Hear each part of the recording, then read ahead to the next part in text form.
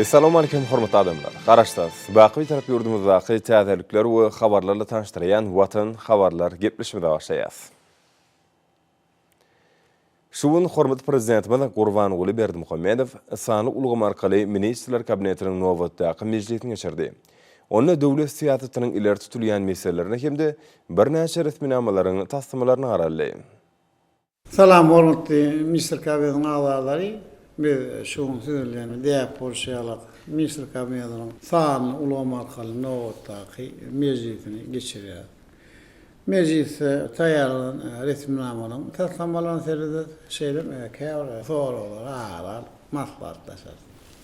Hormatly prezidentime de sany ulgamy arkaly geçirilýän ministrler kabinetiniň mejlisiniň gün tertibine geçip, ilki bilen Milli Geňeşiň mejlisiniň başlygy Mehmedowa söz berdi. Mehmedowa yurdumyzyň kanun çykaryjy idarasynyň Türkmenistanda amala aşyrylýan giňerimli durumçy ykdysady özgertmeleriniň hukuk büniadyny putrandyrmak boýunça alyp barýan işler barada maglumat berdi. Häzir döwlet siýasatynyň ileri tutulýan urlary hemde öňdewarjy dünýä tejribesine laýyklykda täze kanunçyk tasdimlalaryny taýýarlamak işleri dowam edýär. Ministerlikleriň we puduklaryň dolanyş idaralarynyň hünärmenleriniň gatnaşmagyna döwlet büdjetiniň tasdimaty boýunça mejlisiň nowatdaky maslahatyna taýýarlyk işler geçirilýär. Hormatly prezidentime de Milli Geňeşiň mejlisiniň türkmen jemgyýetiniň hukuk esaslaryny mundan meýlekde kämilleşdirmek, hakyky demokratik ýörelgileri berkitmek boýunça geçirýän işleriniň aýratyn mühim ähmiýetini bellädi. Soňra döwlet başçylygymyz Milli Geňeşiň halk maslahatynyň başlygynyň ornatary Babaýewa söz berdi. Babaýew ýerine ýetirilýän işler barada maglumat berdi.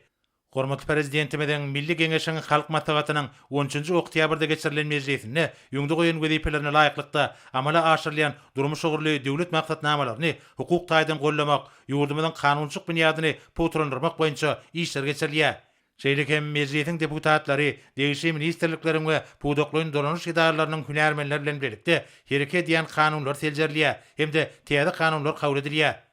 Hormatly prezidentime de halk maslahatynyň agdalarynyň halkymyzyň abadançylygyny ýokarlandyrmaga gönükdirilen täze konsepsiýalary, döwlet maksatnamalaryny we meýilnamalaryny işläp taýýarlamaga hemde durumça geçirmäge, ilatyň arasynda wagt nesihat çärelerini geçirmäge işin gatnaşmagynyň zerurdygyny belledi. Soňra ministrler kabinetiniň başlygynyň ornatary, Daşary işler ministri Meredow, Gazaqstan Respublikasynyň prezidentiniň 24-nji 25-nji oktýabrda Türkmenistana meýilleşdirilen döwlet saparyna görülýän taýýarlyk barada hasabat berdi. Iki goňşy ýurdun arasyndaky diplomatik gatnaşyklar 1992-nji ýylyň 5-nji oktýabryna ýola goýuldy. Şoň bilen baglykda ähli urlar boýunça Türkmen Gazaq hyzmatdaşlygynyň ýygydyry depkini bellenildi. Biziň ýurtlarymyzda awraýly halkara we sebit guramalarynyň hemde düzümleriniň çäklerini işin hyzmatdaşlyk edip, berek-berege özara gollap berýärler. Huzursana Gazaqstan Respublikasy Türkmenistan tarapyndan başlanan Birleşen Milletler Uramasynyň baş assambleýasynyň kararnamalarynyň 16-synyň awtordaşy bolup çykyş etdi. Suwda ykdysady hyzmatdaşlyk göstermekde birlikdäki hökümetary toparynyň işine möhüm orun berilýär. Hormatly prezidentime de hasabat dinläp, ýakyn goňşy ýurtlar şol sanyny dostlukly Gazaqstan bilen netijeli gatnaşyklary putrandyrmagyň hemde giňeltmegiň beýtarap Türkmenistanyň daşar siýasat strategiýasynyň möhüm ugurlarynyň biridigini belledi. Döwlet başçylarymyz sözüne dowam edip, biziň döwletlerimiziň iki taraply we köp taraply görnüşde üstünlikli hyzmatdaşlyk edýänini aýtdy. Dünýäde paragatçylygy, howpsuzlyk hemde durnuklygy üpçün etmek, durnukly öziş maksatlaryna yetmek ýaly serit we ähli gün tertibiniň ileri tutulýan meseleler boýunça taraplaryň eýleýän ornunyň ýakynlygy, halkara derejesinde netijeli gatnaşyk etmäge berk büniýat bolup durýar. Ýokary derejede geçiriljek duşuk, hyzmatdaşyň ähli urlaryna onuň uly kuwatyny has dol peýdalanmaga, uluk möhletliň geljegine nazar alyp, gatnaşyklaryň täze möhüm ugurlaryny kesgitlemege ýardam eder. Şoň bilen baglykda hormatly prezidentimiz vice-premieri Gazaqstan Respublikasynyň prezidentiniň ýurdumyzda boljak döwlet saparyna taýýarlyk görmegiň ýokary guramalçyk derejesine üpçün etmek boýunça anyk tawşyklar berdi. Şol sapar diýip bolan dostlukly, hoşnýetli goňşylyk Türkmen Gazaq gatnaşyklarynyň taryhyna nowatdaky möhüm tagypany ýazmaga gönükdirilenler. Mejlisiň başynda döwlet başçylygymyz Türkmenistanyň 2021-nji 2025-nji ýyllar üçin aral milli maksatnamasyny tasdiklamak hakynda karara hemde Türkmen wekiliýetini Iran Islam Respublikasyna gulluk iş saparyna iýermek hakyndaky buýruga gol çekip resminamlary Sanyl Gomarkaly vice-premieri berdi. Döwlet başçylygymyz resminamelerden gelip çykan wezipeleri ýerine ýetirmek bilen baglanşykly vice-premieri anyk tawşyklar berdi. Soňra Ministrler Kabinetiniň başlygynyň ornatary Berdimuhammedow gözüçige diýen düzümlerini, işleriň ýagdaýy, şeýlekem ykdysadyýetiň puwdaklarynyň işleriniň netijelerini ýokalandyrmagyna görükdirilen täze kanunçylyk namalaryny kabul etmek we hereke edýänlerini kämilleşdirmek maksady bilen geçirilýän şeralar barada hatabat berdi. Hormatly Prezidentimiziň ulul beren tapşyryklaryna laýyklykda hemde Türkmenistanyň büdjet kodeksini ýerine getirmek maksady bilen durnuklaşdyryş gaznasynyň serişdelerini maýy goýum hökümine gönükdirmegiň tertibiniň erejelerini görnüşdäki taslamasy taýýarlandy. Durmuşa geçirilýän döwlet maýy goýum fiýatatyna laýyklykda öýrençlik we durmuş maksatly binalaryň hemde deskalaryň guruluşlarynyň alınıp barýanlygyny we olaryň täzeleriniň guruluşynyň meýilleşdirilýänligini nazarda tutup, durnuklaşdyryş gaznasynyň serişdelerini qarz edaralarynyň depozit hataplaryna geçirmek arkaly döwlet düzümleriniň hemde hydudy beýlegiň täze öýrençliklerini we tewda şertnamalaryny maliýeleşdirmek üçin gysga, orta hemde uzak möhletli qarzlary bermek gözüňde tutilýar. Resmi namada büdjet kodeksine laýyklykda qarz bermegiň uğurlary giňildirildi we şertleri kämilleşdirildi. Şeýlekem Türkmenistanyň kanunçylygyna laýyklykda qarz alja bir taslama boýunça berilýän qarz serişdeleriniň aňyrçak möçürleri kesitlenildi.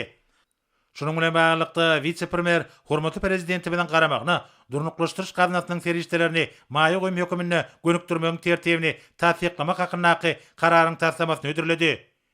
Hormatly prezidentime de hatabat dinlep, büyük gaznanyň ýurdumyzyň okunly ösüşini Türkmenistanyň merkezleşdirilen büdjetiniň çykdyjlardan artykmaz girdeji böleginiň netijeli ulanmagyny, halkymyzyň durmuş derejesiniň mundan meýlekde ýokarlandyrylmagyny üpçün etmek maksady bilen 2008-nji ýylda döredlendigini aýtdy.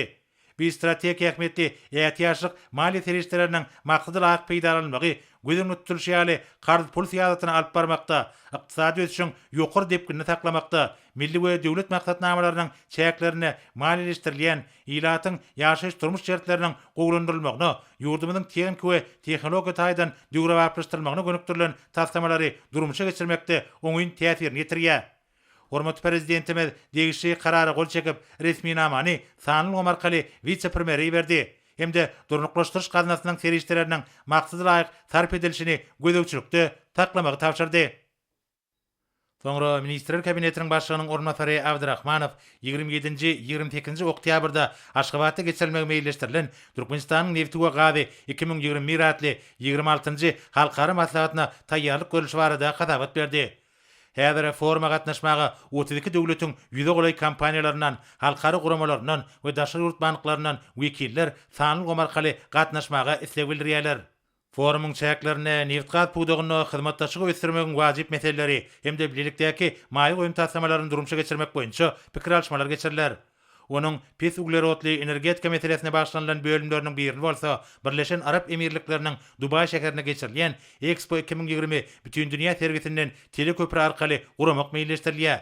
Şunuň bilen baglykda halkara maslahatynyň maksatnamasynyň taslamasy döwlet başlarymyzyň garamagyna götürilendi.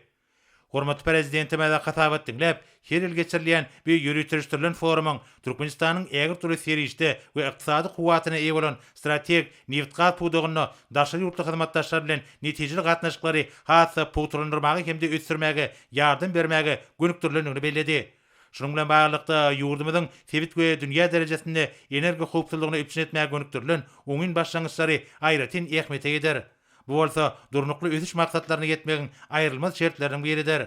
Bir tarap Türkmenistan energetika diplomatiýasyny işiň öňe sürüp, täsirli tehnologiýalary hemde ýöňdebarjy işlep taýýarlamalary ulanmak bilen iri düzümleýin taslamalary durmuşa geçirmek üçin giň mümkinçilikler bolan ýalňyç energetika toplamyna ýylary beýikli hyzmatdaşlygy işeňleşdirmek we diversifikasiýa bilen ösdürmek ugruna çykyş edýär. Hormatly prezidentimiz hüdürlüğünün maksatnamany makullap, vice-premieri halkara forumyň ýokary guramaçyk derejesine üpçün etmegi tapşyrdy. Ola hyzmatdaşyň geljegul ugurlaryny ara alyp maslahatlaşmak, umum beýikliklere kybap gelýän täze işigur gatnaşyklary ýola goýmak üçin açyk meýdança ýürülmeliler.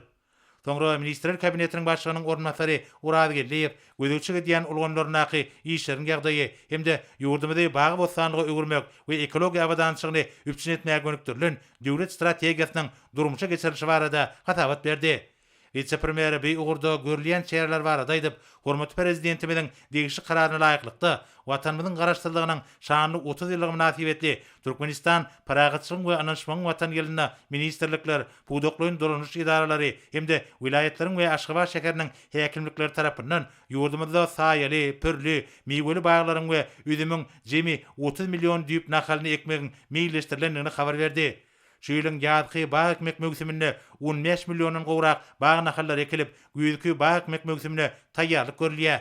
Hormatly prezidentime de hatap etdiňler, tebigaty aýaly garamagyň Türkmenistanyň döwlet siýasatynyň ileri tutulýan uğrudygyny belledi. Ýurdumyzda köpçülikliň bağ ekmek mövsümi asyrly däbe görüldi. Milli tokoy maksatnamasy üstünlikli amal aşyrylýar. Onu şäherleriň we owalaryň töwereginde ulug ýollarynyň ornuny ýaşyl zolaklar döretmek gözüňde turýar. Döwlet başlarymyz adamlaryň awadan durmuşynyň möhüm şertleriniň bir höküminde mundan meýlekde ekologiýa meselesine aýratyn üns bermegiň zerurdygyny belläp, vice-premier öňümüzdäki ähkalyk bağ ekmek dawrasynyň ýokary guramaçyk derejesini üpçün etmegi tapşyrdy. Soňra Ministrler Kabinetiniň başlygynyň ornatary Pürçekow ýurdumyzda halkalyň energi ulgamy döretmek boýunça taslamanyň birinji tapgyry bolan Ahal Balkan ýokary voltly täze asma elektrik geçirçisiniň ulanmagy tapşyrylmagyny görülýän taýýarlyk barada hasabat berdi. Bu 20 çöl taslamanyny durmuşa geçirmek maksady bilen zerur enjamlar, terişdiler hemde ulug teňkeler satyn alyndy. Ahal Balkan ugry boýunça ýokary voltly elektrik geçirçisini çekmek boýunça işler ýurdumyzyň energi guruluşçylarynyň güýji bilen amal aşyryldy. Täze elektrik geçirjiniň ulanmagy tapşyrylmagy münasibetli dawarany ýokary derejede guramak maksady bilen çäreleriň meýilnamasy düzüldi. Ýurdumyzyň iki welaýatyny baglanşdyrýan ýokary voltly täze elektrik geçirjiniň ulanmagy tapşyrylmagy bilen içerki sarp edijileriň energi öpçünçiliginiň ygtybarlygynyň ýokallanmagy bilen birlikde daşary ýurtlara eksport uğradylýan elektrik energiýanyň mukdaryny artdyrmak üçin teňki mümkinçilikler döredler. Hormatly prezidentime de hatap etdiňler, milli ykdysadiyetimiziň esaslaryny puwturlandyrmakda uly ähmiýet berilýän ýurdumyzyň elektr energetikasynyň kuwatyny ýygyderli artdyrmak boýunça alınıp barýan işleriň möhümdigini belledi. Şunun bilen baglykda döwlet başlarymyz ýurdumyzyň halkalyň energi ulgamyny döretmek boýunça durmuşa geçirilýän 20 çöl taslamanyň ähmiýetini aýratyn belledi. Ahal Balkan ýokary voltly täze asma elektrik geçirçisiniň ulanmagy tapşyrylmagy münasibetli geçiriljek dawara ägir tuly taslamanyň birinji tapgyrynyň amala aşyrylanyny alamatlandyrýar. Şol taslamanyň esasy maksady elektrik energiýasynyň öňdürüşini artdyrmakdan hemde wilayatleriň we Aşgabatyň energi ulgamlaryny bitiwi energetika halkatyna birleşdirmekden ibaretdir diýip hormatly prezidentimiz aýtdy. Döwlet başlarymyz görülýän çäreleriň, şäherleriň we owalaryň energiýa bilen üpçün edilişiniň hilini gowlandyrmaga, ýöňde duran durmuşyk saatlardan öz üçin wajyp wezipelerini çözmäge hemde ýurdumyzyň eksport kuwatyny giňeltmäge hyzmat etjekdigini belläp, bu urda alınıp barýan işlere gödäwçilik güýçlendirmek babatda vice-premier birnäçe anyk görkezmeler berdi. Soňra Ministrler Kabinetiniň başlygynyň ornatary Gylyjew ýurdumyzyň Expo 2025 bütün dünýä sergisine gatnaşmagynyň ýokary derejesini üpçün etmek bilen baglanşykly alınıp barýan işler barada hasabat berdi. Türkmenistanyň öň birnäçe Expo sergilerine gatnaşandygy, häzir bolsa Birleşen Arap Emirlikleriniň Dubai şäherine geçirilýän sergisinde ýurdumyzyň kuwatyny üstünlikli görkezýänligi habar berildi. Yaponiýanyň Osaka şäherine emeli döredilen Yumashima adasyna geçiriljek Expo 2025 bütün dünýä sergisine ýurdumyzyň gatnaşmagyny guramak boýunça taýýarlyk işlerine girişildi. Halkara Sergiler Idarasynyň maglumatyna görä, bu sergi ýaşaýşymyz üçin geljegiň jemgyýetini döredýän çygarylan geçiriler. Vice-premier ýurdumyzyň Expo 2025 gatnaşmagyny üpçün etmek üçin guramaçyk toparyny döretmegiň hemde bu gurda işleri alyp barmak üçin wekillik etmek bilen baglanşykly hasabat berdi. Şoň bilen baglykda hormatly prezidentimiň garamagyna degişli teklipler güdürlenildi. Hormatly prezidentime de hatap etdiňler, dünýädäki ýagdaýlara başlangyçlar arkaly gatnaşýan Türkmenistanyň meselelerini çözmäge goşunt goşmagy maksat edinýänini aýtmak bilen birlikde öz ägir tuly kuwatyny ählimum bähfitleriň hatyrasyna peýdalanmagy teklip edip, dünýä derejeli maksatlar babatda öz garaýşlaryny hemde olary ýetmekde öz mümkinçiliklerini açyk beýan edýänini belledi. Häzir jemgyýet durmuşymyz üçin geljegi döretmek babatda täze atışlaryň bosagosyny dur. Şoňa görä Türkmenistanyň Expo 2025 bütün dünýä gözüň geçirilişine gatnaşmagy bu ählimum ýagdaýa öz goşandyny goşmak bilen birlikde ýurdumyzyň eksport kuwatyny görkezmek, özara bähfitli hyzmatdaşlyk meselelerini çözmek üçin uly mümkinçilikler açar diýip döwlet başlarymyz aýtdy. Hormatly prezidentimiz halkara sergisine taýýarlyk görmegiň çäklerini, anyk netijelerin gazanylmalygyna üns çekip, vice-premieri guramaçyk işlerini gödäwçilikde saklamagy we burdaky işleri dowam etmegi tapşyrdy. Soňra Ministrler Kabinetiniň başlygynyň ornatary Mehmedow gödäwçi diýen gorunlarynaky işleriň ýagdaýy, bayramçylyklara hemde medeni durmuş maksaty desgalary ulanmaga bermek münasibetli geçiriljek dawarlara taýýarlyk görülüşi barada gatabat berdi. Döwrüň taraplaryna laýyklykda teatrlaryň, muzeýleriň, kitaphanalaryň hemde medeniýet ulgamynyň beýleki idaralarynyň işini kämilleşdirmek boýunça çäreler görülýär. Olaryň işine döwrewap tehnologiýalar işiň urunşdyrylýar. Dürli dürüjlük çärelerine, şol sanyna, maslahatlara, tergileri we bäsleşiklere, şeýlekem Türkmenistanyň medeniýet ulgamyny ösdürmegiň 2019-njy 2025-nji ýyllar üçin maksatnamasyny göýden ötülen dürli dürüjlük çärelerine taýýarlyk görülýär. Hormatly prezidentime de hatabat dinläp, medeniýet ulgamynyň döwlet ýadatynyň strategik ugurlarynyň biridigini bellädi. Ýurdumyzyň mundan meýläki üstünlikleri köp babatda bu ulgamyň okgunly ösüşine baglydyr. Hormatly prezidentimiz bu ulgamyň idaralarynyň işini kämilleşdirmegiň, köpçülikliň habar beriş serişleriniň işini guramakda häzirki zaman usullaryny we sanly tehnologiýalary giňden ornaşdyrmagyň zerurdygyny belläp, bu babatda vice-premieri anyk tapşyryklar berdi. Soňra Ministrler Kabinetiniň başlygynyň ornatary Toýlaýew döwlet hünär bilimi idaralarynyň işini gadylaşdyrýan düzgünnamalary kämilleşdirmek boýunça ýerine getirilen işler barada gatabat berdi. Ýokary dünýä ölçeglerine laýyklykda milli ykdysadiyetimiziň ähli puwdokları bilen bir katarda ýurdumyzyň bilim ulgamynyň gadylaşdyrjy hukuk binýadam ýygyderli kämilleşdirilýär. Türkmenistan paragatçylygyň we ananşmagyň watanşygar bilen geçýän mukaddes garaşdyrlygymyzyň şanly 30 ýyllygynyň bellenlen şu bayramçyk ýylyna bilim hakyna kanun kabul edilmegi bu möhüm ulgamy mundan meýläkde ösdürmegiň ýolunda hil taýdan täze tapgyr alamatlanyrdy. Vice-premier döwlet hünär bilimi idaralarynyň hereket edýän düzgünnamalary kämilleşdirmek boýunça alınıp bolýan işler barada hatabat berip, degişli ministrlikler we puwdoklyň dolanuş idaralary tarapyndan Milli Geňeşiň mejlisi bilen birlikde döwlet hünär teňki bilim idaralary hakyna, döwlet orta hünär bilimi idaralary hakyna, döwlet ýokary hünär bilimi idaralary hakyna düzgünnamalarynyň taslamalarynyň taýýarlanynyny aýtdy. Bir resmi namalaryň mazmunyna hünär bilimi ulgamynaky gatnaşyklaryň hukuk binýadyny düzgünleşdirýän, bilimi işini durandyrmagyň täze döwrewap guramaçyk esaslaryny kesgitleýän kadrlar hemde düzgünler, döwlet ýadatynyň we halkara hukugynyň amumy karar edilen ýörelgeleri, hünär biliminiň bilim maksatnamalaryny bildirilýän häzirki zaman talaplary geldirildi. Hormatly prezidentime de hatabat dinläp, milli bilim ulgamyny ýygyderli kämilleşdirmegiň wajypdygyny öns çekdi. Bilim ulgamy amumy karar edilen halkara ölçegleriniň derejesinde ýurdumyzyň ähli puwdoklar üçin ýaş, ýokary hünärli işgärler taýýarlamalylar. Döwlet başlarymyz bir karar döwletimiziň bagtyarlyk döwrüne, ägir tuly başlangyçlaryň ählitiniň üstünliginiň, ýaş hünärmenleriň hünär biliminiň derejesine günden-güne baglydygyny belläp, dünýäniň iň gowy tejribesini öwrenmek arkaly bu ýurdaky işleri mundan meýläkde işiň alyp barmagyň möhümdigini aýtdy. Hormatly prezidentime de döwlet hünär bilimi idaralary hakyna düzgünnamalar tasdiklap we degişli karara gol çekip resmi namany vice-premieri Sanul Gomarkaly berdi we bir näçe degişli tapşyryklar berdi. Soňra Ministrler Kabinetiniň başlygynyň ornatary, Döwlet Topçulyk Geňeşiniň sekretary Amanow harby we hukuk goraýjylarlarda ýöňdewarjy iş usullaryny hemde sanly tehnologiýalary ornaşdyrmak boýunça görülýän anyk çäreler barada hatabat berdi. Hatabatda bellenşäli ýaraglyk güýçleriň düzümleriniň işini hatda kämilleşdirmek maksady bilen Goranlyk ministrliginiň milli goşun, içeri işleri ministrliginiň asudalygyň goragyny, döwlet serket gullugynyň serket awat, döwlet awat, metbuat neşirlerini elektron görnüşine geçirmek teklip edilýär. Hormatly prezidentime de hatabat dinläp, döwürleýin neşir önümleriniň täze görnüşde işiň ýaýradylmagynyň, maglumat tehnologiýalarynyň artýan mümkinçilikleri bilen şertlenendigini belledi. Neşirleriň sanly görnüşe geçirilmegi okuyucularyň täze neslini aqsam we döwrewap enzamlardan peýdanyjylar çekmäge mümkinçilik berýär diýip hormatly prezidentime aýtdy.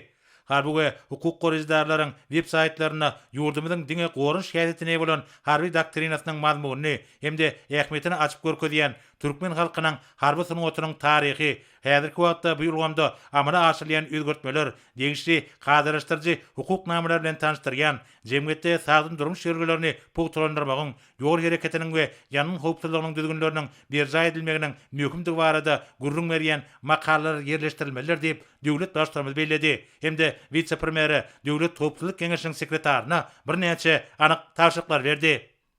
Soňra Ministrler Kabinetiniň ýanynaky Ulug we Kommunikasiýalar Agentliginiň baş direktory Çakyýew ulug we üssaşy gatnaklaryny ösdürmek boýunça türkmen özek işi toparynyň türkmen böleginde öretmek boýunça görülýän çäreler barada hasabat berdi. Ulug we kommunikasiýa toplaryna degişli agentlikler tarapyndan harit dolanşygyny artdyrmak hemde ýurdumyzda ulug üssaşy geçergeleriň mümkinçiliklerini ösdürmek boýunça alınıp balýan işler barada aýdyldy. Şu ýylyň ýanwar-sentýabr aýlaryna demiryol ulugy bilen halkara gatnawda 6,1 million tonna ýük taşaldy. Şol sanyna demiryol ulugy bilen Özbekistan Respublikasyna eksporta uğradylan we ýurdumyza import getirilen ýükleriň möçleri 885,16 000 tonna deň boldy. 2021-nji ýylyň ýanwar-sentýabr aýlaryna 7485 sany daşar ýurt ýük awtolog serişleriniň tirkegleri we ýarym tirkegleri üssaşy geçirildi. Şol döwürde goňşy ýurt bilen sergetleşýän gödöçilik geçiriş ýerleriniň üstü bilen 2914 sany daşar ýurt ýük awtolog serişleri üssaşy geçirildi. Şonuň ýaly hem 2046 daşar ýurt ýük awtolog serişleri Türkmenistana getirildi. Şu ýylyň 1 sentýabryna Özbekistan Respublikasyna Sewda ykdysady alym-täýin kömegine hyzmatdaşlyk boýunça birlikdäki Türkmen özbek toparynyň 16-njy mejlisi geçirildi we onuň jemleri boýunça tesgirnama gol çekildi. Resminama laýyklykda iki goňşy ýurdun arasynda import, eksport we üssaşy ýükleriň mukdarynyň artdyrylmagyny, ýurtlaryň ulug logistika mümkinçilikleriniň dogry ulanmagyny we onuň netijeleriniň ýokarlandyrylmagyny gazanmak üçin ulug we üssaşy gatnawlaryny ösdürmek boýunça türkmen özbek işi toparyny döretmek barada çözgüt kabul edildi. Şonuň bilen baglykda ulug we kommunikasiýalar agentliginiň baş direktori bu toparyň türkmen böleginde döretmek baradaky teklibi beýan edip, hormatly prezidentimizden garamagyna degişli sanaw güdürledi. Hormatly prezidentime de hatabat dinläp, Türkmenistan bilen Özbekistan Respublikasynyň arasynda dostluk, dogonluk we hoşnýetli goňşuluk ýörelgelerine esaslanýan köp taraply gatnaşyklaryň täze üstünlikleri besenýanyny bellädi. Döwlet başçylarymyza ýokary derejede geçirilen duşuklaryň we gepleşikleriň şol sanyna oktyabr aýynyň başynda Daşkentde bolan resmi taparyň başynda gazandan alaşyklaryň geljeguli meýilnamalaryň iki ýurdun arasyndaky syýasy, sewda ykdysady hemde medeni gatnaşyklary has ýokary derejede çykarmaga ýardam etmelidigini aýtdy. Şonuň bilen baglykda gatnaşyklary şol sanyna sewda ykdysady, alym-täýin we medeni hyzmatdaşlyk boýunça birlikdäki türkmen özbek toparynyň çäklerini amala aşyrýan gatnaşyklaryň hemde iki döwletiň işi toparlarynyň wekilleriniň duşuklarynyň uly ähmiýeti eýdigi bellenildi. Döwlet başçylarymyz iki döwleti birleşdirýän ulug ýollarynyň strategik ähmiýetine aýratyn üns berdi. Hormatly prezidentimiz birlikdäki giňerimli düzümleýin taslamalary şol sanyna täze ulug üssaşy geçirgelerini gurmak baradaky taslamalaryň durmuşa geçirilmeginiň wajypdygyny belläp, hemde beýan edilen teklibi makullap, agentligiň ýol başçysyna üssaşy demir ýol we awtomobil ulaglary arkaly ýük taşalmagyny köpertmek, geljekde beýleki goňşy döwletler bilen hem üssaşy ýük taşalşyny artdyrmak üçin degişli çäreler görmek babatda anyk tawşyklar berdi. Sanly ulgam arkaly geçirilen Ministrler Kabinetiniň mejlisinde başga da bir näçe möhüm meseleler garaldy. Olar boýunça degişli çözgütleri kabul edip, hormatly prezidentimiz mejlis jemledi. Minister Kabinetiniň agzalary biz şonuň bilen fan ulgam arkaly Minister Kabinetiniň nowatdaky mejlisinde geçirip oturýar. Mene taýdan her ýerine ber. Zaýatlary berkara watamyň bundan beýlekde güllep ösmüğürüne malıp paran işleğinde. Dine hem ulu sünnükleri arı koydu ya. Sağ ol.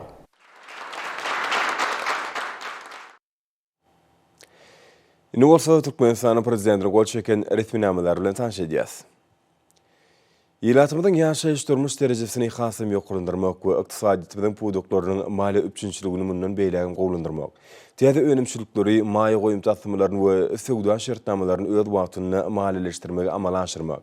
Hemde ýurdumyzyň durmuş ykdysady ötüşini üpçün etmek üçin durnuklaşdyrış gatnaşyklarynyň serişçilerini netijeli peýdalanmak. Hemde Türkmenistanyň budjet kodeksiniň talaplaryny ýerine ýetirmek maksaty bilen Türkmenistan prezidenti karary gol çekdi. Resminama bilen durnuklaşdyrış gatnaşyklarynyň serişçilerini maýy goýum höküminde gönükdirmegiň tertibi tasdiklandy. Mali we Ykdysadyýet ministrligine hemde Merkezi Banka Adalet ministrligine bilelikde karardan ýep çykkan ütgötmeler we goşmaçylary Türkmenistanyň kanunçylygyna girmek bardak teklipleri bir ay möhletde taýýarlamak hemde Ministrler Kabinetine bermek tapşyryldy. Döwlet Künär bilim idaralarynyň işini düzgünleşdirmek hemde Künär biliminiň ýokary hilini üpçün etmek maksady bilen şerde bilim hakyndaky Türkmenistanyň kanunyna laýyklykda Türkmenistanyň prezidenti karary gol çekdi. Resminama bilen Döwlet Hünär Tekniki Bilim Idaralary hakyndaky düzgünnamy, Döwlet Orta Hünär Bilim Idaralary hakyndaky düzgünnamy, Döwlet Ýokary Hünär Bilim Idaralary hakyndaky düzgünnamy tasdiklanly. Berkarar döwletimiň bagtyýarlyk döwründe daşky urşaw goramak, howanyň üýtgemeginiň öňüni almak babatda alınıp barlayan işleriň netijeligini hasam ýokurlandyrmak. Ýurdumyzyň Aral deňiz sebitiniň durmuş ykdysady we ekologiýa ýagdaýyny gowlandyrmak. Aralyň yaramaz täsirini peteltmek, şeýle-de Birleşmiş Milletler Guramasy bilen Araly halat etmeň halkara gatnaşynyň arasynda hyzmatdaşlyk atly. Birleşmiş Milletler Guramasynyň baş assambleýasynyň kabul eden kararnamasyndan gelip çykkan wezipleri ýerine ýetirmek maksady bilen Türkmenistanyň prezidenti karary gol çekdi. Resminama bilen Türkmenistanyň 2021-2025 ýyllar üçin Aral milli maksatnamasy hemde şu maksatnamany amala aşyrmak boýunça ýerine ýetirmeli şäherleriň meýilnama tasdiklanly.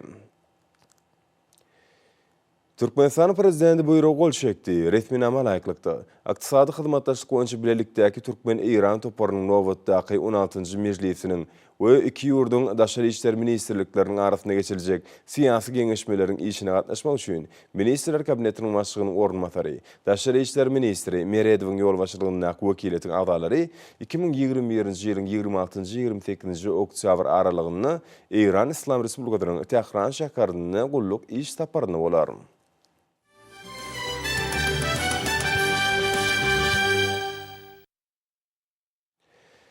Türkmenistanyň Germanlyk ösümlikleri atly kitabyň 13-nji tomynyň neşir edilmegi milli liderimiziň tutuş halkymyza hemde dünýäniň ilim jemgyýetçiligine öz bolşy sowgady boldy.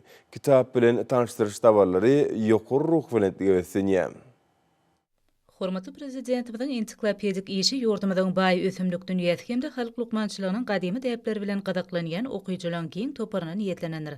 Çykyş edenler milli liderimiň 2009-njy ýylda başyna başlan ilmi işiniň dowamy bolan täze kitabyň aýratyn ähmiýetini bellädiler. Bu düýpli ilmi işiň esasyny Gülnawar lukmançylygynyň görnekli alimleriň hemde tebigy dermanxana ýygdyrly ýüzlenýän türkmen tebipleriniň nesilden nesile geçip gelýän iň gowy tejribesi goýuldy. Kitabyň tahypalaryny ençeme dermanlyk ösümlikleriň şol sana belli bir ýerlerde dowuş gelýän ösümlikleriň melhemlik häsiýetleri, olary ilmi we halk lukmançylygyna ulanmagyň mümkinçilikleri jekmejek beýan edilýär. Tanışdyryş dabaralaryna bellenilýän ýaly milli liderimiň ilmi işi, ýurdumyzyň diňe derman tenagatylmyň näl eýtem dünýä fitoterapiýasyny ötürmäge uly goşandyny goşar. Hormatly prezidentimiň garaşdyrlyk bagtymyzatly täze kitabynyň tanışdyryş dabaralaryň ýokary ruh berentlikde geçirilýär. Hormatly prezidentimiň Türkmenistan parahatçylygyň we anaşmagyň watan diýen çoň mazmuny şygarasyna geçýän şu şandy ýyla çapdan çykan kitaby, asyrlyň dowamyny ençeme beýik döwletler döreden türkmen halkynyň iň täze taryhyna öz bolşly siýasatdyr. Milli liderimiň eserini bellenilşi ýaly ata-babalarymyzyň hemişe arzu eden 2-nji ýylyň ahyrynda döredilen garaşly türkmen döwleti dünýäň siýasy kartasyna münasip orny ýelep, tutuş adamzady öz şuglasyny saçyp, düýbünden täze bagtyar döwrüň başlananyny alamatlanyrdy. Hormatly prezidentimiz kitabynyň sahypalaryny garaşdyrlyk hemde onuň göz başlary barada pikir ýöredip, hem beýik ýeňişliň, üstünlikliň we häzirki Türkmenistanyň barha artýan halkara awraýynyň özenini, hut döwlet garaşdyrlygynyň gadanylmagynyň durýanyny ýa tanışdyryş dabarlaryna gatnaşyjylar döwletiň hukuk esaslarını ýygdyrly pugtalandyrmagy hemde jemgyýetimizi demokratiýalaşdyrmagy gönükdirilen ahlakly işler üçin arkada prezidentimize hoşallyk bildirdiler. Häzirki günlerde endigan göwörşalynyň bugday meýdanlaryny agrotehnikanyň talaplaryna laýyklykda ýygy işleri giňden ýapanylýar. Lewaply babadyhanlar geljek bugday hasyly uğruna şu günler ýadusyz zähmet çekýärler. Lewap welaýatynyň zähmetseýär babadyhanlaram ýylyň ýylyna owa hojalyk ekinleriniň bol hasylyny kemale getirýärler. Olaň ata-babalarymyzdan gelýän synagdan geçen daýhançylyk usullaryny ilmiň soňky gazananlary bilen utgaşdyrmagy bol hasyl almagy mümkinçilik berýär. Welaýatda şu wajyp agrotehnika çäreliň biri bolan gally kişi jemleýiş tapgyrda dowam edip şoň bilen barlykda göwörşalynan ekin meýdanlaryna ýygy işleri utgaşykly ýoly goýulýar. Ekin meýdanlarynyň tejribeli babadyhanlary berkidilmegi we bu möhüm agrotehnika çärelere usat mehanizatorlaryň çekilmegi işliň sağlaşykly ýerine ýetirilmegine şert döretýär. Döredilen giň mümkinçiliklerden yerlikli peýdalanyp kuwatly tehnikalarň ýardamy bilen irki geçirilen meýdanlarda endigan göwörşün gazanylmagy gallasy babadyhanlaryň zähmet hujugyny has artdyrýar. Daýhan anamyny berkitýän bitkinli maýsalar bilent umytlar ganatlandyrýar. Yayılıp yatan ikin meydanlarına güýt batynyň hoştap şemalına tolkun atýan ýaşyl peller ýadawsy daýhan aladasy bilen gurşalwanýa. Welaýatyň ikin meydanlaryna ýaşyl maýtalary mineral dökünleri bilen imitlendirmek we birilişli haşyl otlary garşy görüşmek ýaly işler utgoşukly ýoly goýulýar. Bu wajybyşde hormatly prezidentimiň daşar ýurtlardan satyn alyp beren ýokary iş öňürjülükli ygtybarly tehnikalarynyň güýjünden netijeli peýdalanýar. Daýhanyň esas daýançy bolan tehnikalaryň sady we gurady işledilmegi gadanlýar. Welaýatyň gallaşkärin neçileriniň agdy berlikli zähmeti geljek ýylyň hasyly ugruna aladalan ýerine düşekdigine dogly kepil geçýär. Lewaply baba daýhanlar bol hasyl ugruna netijeli zähmet çekmekde we ine toprakdan bol hasyl almakda ähli şertler döretip berýän. Gahrman arkadagymyza alkyş aýdýarlar. Hormat anlar, bolsa ýurdumyzyň welaýatlaryna we paýtagtymyz Aşgabatda 22-nji oktýabrda saat 20-den 23-nji oktýabrda saat 20-nji boljak barada Türkmenistanyň Howa maglumat gullugynyň berýän habary bilen tanışalım.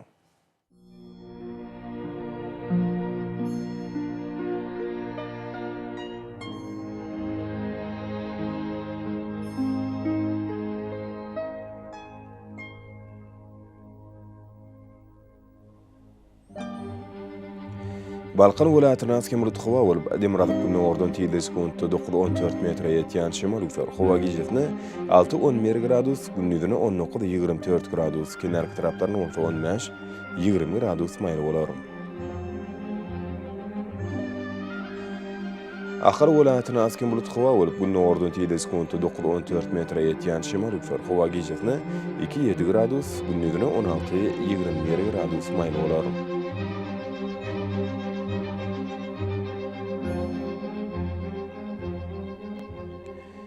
Mar welaýatyna Askemrut Howa bolup, günnä ordan tiýdi sekundda 7-12 metre ýetýän şemal üfer. Howa gijetine 2-7 gradus, günnüzine 15-20 gradus maýly bolar.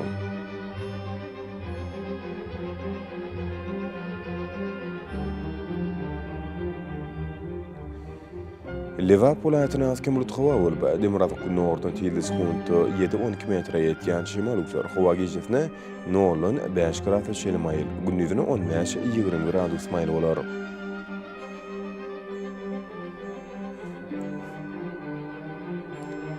Daşowdy welaýatyna Askemrut Howa bolup, günnä ordan tiýdi sekundda 8-13 metre ýetýän şemal üfer. Howa gijetine 0-5 gradus şeýle maýl, günnüzine 13-18 gradus maýly bolar.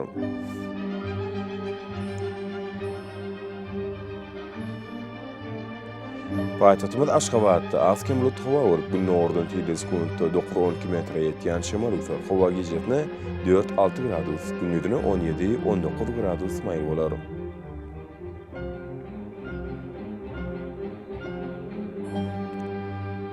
Ýurdumyz boýunça oktýabryň 20-sini magnet hadisasynyň gowşok täsiri saklanman arşylýar.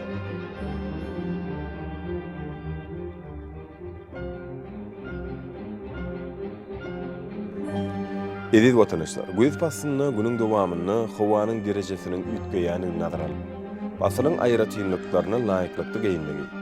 Şeýdeki ýadyrky wagtda howada todan bölejikleriniň hadydan 6 götürüm artma bilen malaşdy. Howa şertleriniň adamyň bedeni etip biläjek oňoýsuz täsirleriniň öňüni almak maksady bilen agyl borun örtügüni ulanmakla maksat berýär. Mehrwan ileşler, bulary berk berjäýsler. Ýylyň islenik basynyny öz saglygyňyzy gorap bilersiňiz. Mehrwan adamlar, şunun bilen watan habarlar gepleşimdi jemleýäs. Berkarar döwletimiziň batyarlyk döwründe ata watanymyz Türkmenistan ähli wagtlarda tüşerýär. Ähli şoň ödünne bolsa halkyň bähbidi bar. Çünki biziň ýurdumyzda döwlet adam üçindir. Hoş tabany ýerleşler.